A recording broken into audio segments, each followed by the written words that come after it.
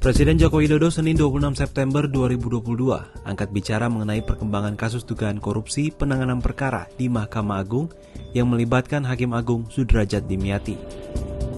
Memang saya melihat ada urgensi yang sangat penting untuk mereformasi bidang hukum kita. Dan itu sudah saya perintahkan kepada Menko Polhukam. Silahkan tanyakan ke Pak Menko Polhukam. Ya. Saya kira kita ikuti seluruh proses hukum yang ada di KPK.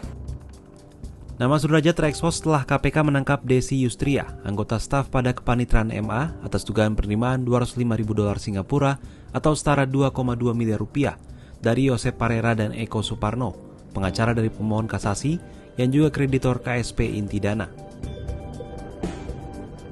Sudrajat menjadi hakim anggota perkara kasasi yang melibatkan KSP Intidana. KPK menyebut uang senilai setara 2,2 miliar itu dibagi-bagi. Desi menerima 250 juta rupiah, sisanya diberikan kepada Muhajir Habibi, anggota staf Kepanitraan MA sekitar 850 juta rupiah, Eli Tripangestu yang juga hakim justisial di MA 100 juta rupiah, dan Sudrajat sekitar 800 juta rupiah diterimakan melalui Eli. Pada 23 September, Wakil Ketua KPK Alexander Marwata mengungkapkan KPK mendapat indikasi adanya perkara dugaan suap dalam perkara lain yang melibatkan Sudrajat. Keterangan ini diperoleh setelah penyidik memeriksa sejumlah saksi.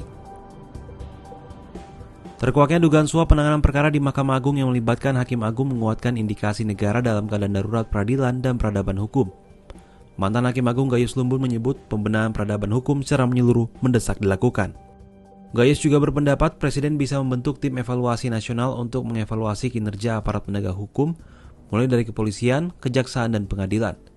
Evaluasi dilaksanakan terhadap pemimpin tertinggi di lembaga penegak hukum itu hingga pimpinan di tingkat kabupaten kota. Evaluasi mencakup dua hal, yakni apakah yang bersangkutan secara administratif dan kapabilitas memenuhi syarat menduduki jabatannya.